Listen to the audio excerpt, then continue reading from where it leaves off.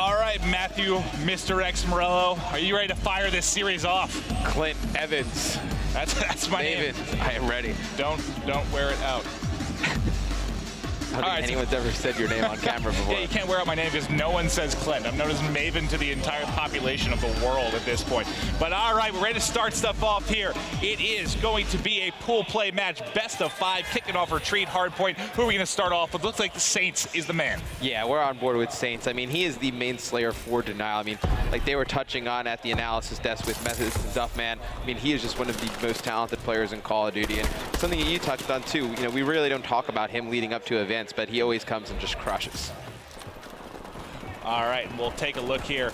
Gonna have eyes on with Tommy. They're actually, I believe, on my screen to start things off here. We should be able to get switched over. You're a much better driver than I am, Matt. I'm gonna give credit where credit is due. You're an old man. Old men don't drive. Yeah, I know. My hands barely work at this point, much less my eyes. I rely on my dog assistant. All right, so Tommy, though, starting off 3-1.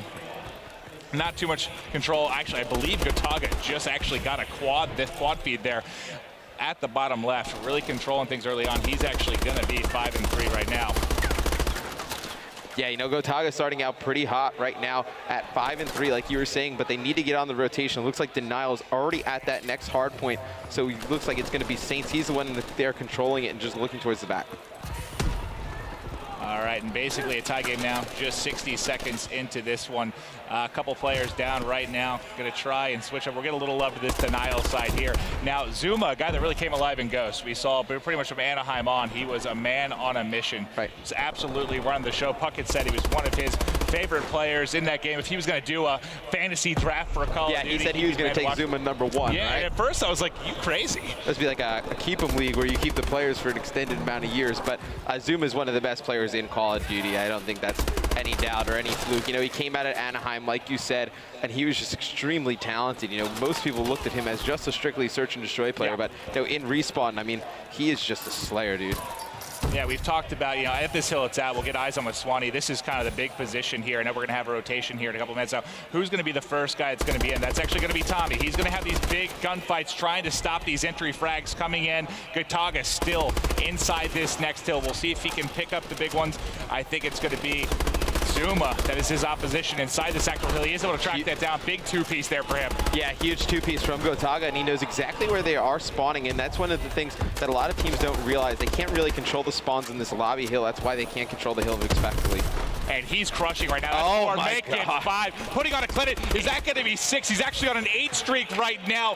He is putting in work, trying to mount the comeback right now. They're still trailing by a few, but he is just getting it all done for his side right now, Matt. I mean, with that high sensitivity and that movement, I mean, he just puts on a show right there. I mean, that's the first time I've seen him going back to on Gotaga. Advanced Warfare. Yeah, just go back to Gotaga. I'm okay with that. I mean, 14-8, and they are hanging with Denial and Respawn. We did not think this would be possible, Maves. Yeah, you know, they hung with FaZe really well. They took the S&D. The Respawns were close there, but for the most part, this is where I thought they'd struggle against Denial, especially like Method said. This plays very fast, very aggressive. It comes down to gunfights, and that's where you really would take a team like Denial. But this is one of the, you know, this is the hard point you said that you think is what, the easiest kind of to get some control, get some time in? Right, so the 2 hard points you want to control are, you know, this one and that turtle statue top hill. Stairs. Yeah, and the top stairs one as well. You know, those other 2, the middle and that lobby that we just came from, are the 2 where you kind of just split garbage time. If you can get great time on it, awesome, but if not, it's not a big deal. All right, well, Replays is going to be the one of the hard point. He gets 1. You see Gotaga via the Kai vision right to his right. We'll see if he can pick this up. Comes out of prone, picks up that kill. Tommy's going to be pushing to the front hard point. Let's see if he can keep closing this down.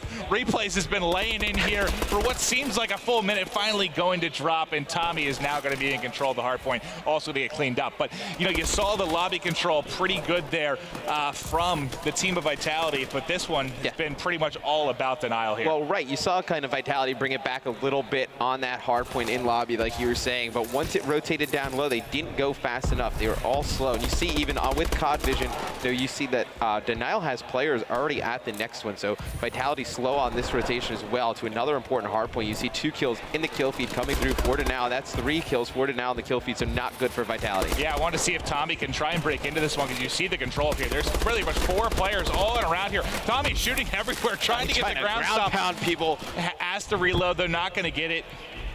couple, this is going to be contested. You can see, I love here at the top right with the players now that kind of shows who's in the hard point. So you can see there with the little marker, you got like 4 different people trying to battle for this one, and it's been so back and forth. This one, in my opinion, if you get a couple players in here, you can really, really lock it down, but no one really able to get control. But we do have, what, a 40-point lead with 5 minutes remaining for Denial right now.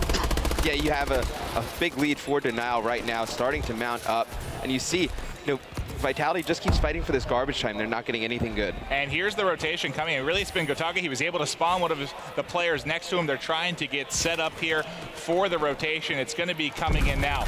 All right, Gotaga is going to get cut down. Riskin will be the man the hill. He gets taken down as well, though. Everyone I'm trying to go to on the hard point is just getting absolutely shredded right now. Gotaga, and this is one, we talk about this this type of, let's say, hardpoint on like any map. Whenever you have like a central courtyard, or like, let's say, back up to like Yemen, like a central, it becomes more of a juggle. Just trying to get as many seconds as you can. It's really, really hard to lock down. It's pretty hard to hold that down, as you were saying. That's why it's a hill where you don't really play for the time. You kind of play for spawns for the next hill. If you can control the spawn for the next hill and get some time on it, it's a win for your team. Well, with 30-point advantage still, we have about, 10 seconds or so before we're going to have the next rotation coming up now. I'm going to go over to Riskin because I watched, I did this Vitality. He was against another open bracket team in which he just had so many defends, was just a man on a mission in hardpoint. And he's struggling right now. He's at 14 and 24 with just 5 captures. I want to see what he can get going down the stretch here as they get set up. And this is going to be to the Statue Hill that we were talking about. So who's the player in the back here? That's going to be Swanee. He's in a good position here to provide cover for Tommy currently in the hardpoint.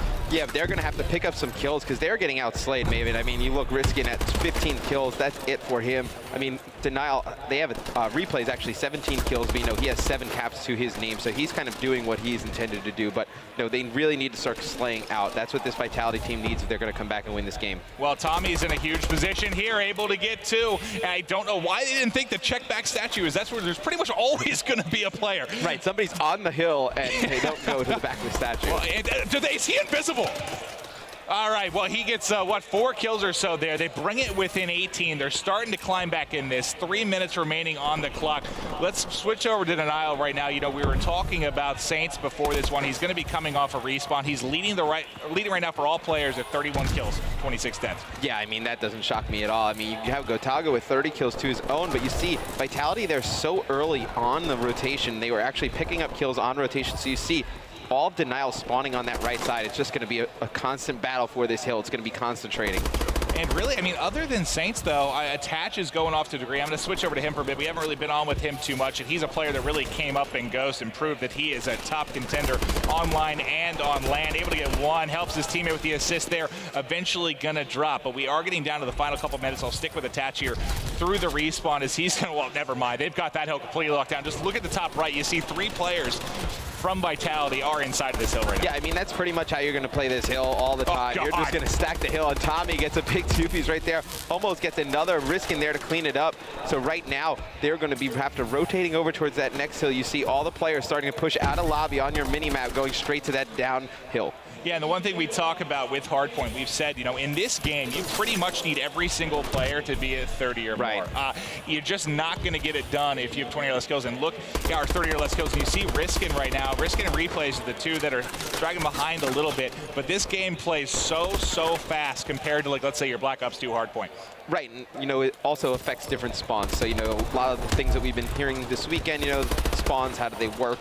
They're not like Black Ops 2, they're more like Ghost, to where if you just flood an area with people, your team will start spawning there. That's what you need to do. You can't just rotate as one person. You need to rotate as a full team in this game. All right, well, I'm going to go back over to Saints here as he is about to be the first player to hit 40, though. Loses that gunfight. I'll stay on with him through the respawn. He's at 39 and 33, a big part of why his team is currently up 50 with just over a minute to play. If they can really just, at this point, all they really need to do is contend, and they're going to close this game out. Yeah, and it looks like on your mini-map, you see the players from Denial. They're going to start pushing down poolside. They're going to go to this top hill to try and get control of it right away. And you see right there, Attach, he's going to get in the kill feed, and Saints winning battles on rotation. That's huge gunfights for Denial. All right, he got one. He's got a second on the steps. His team just cleaned up everything. That was 3 down there for Vitality.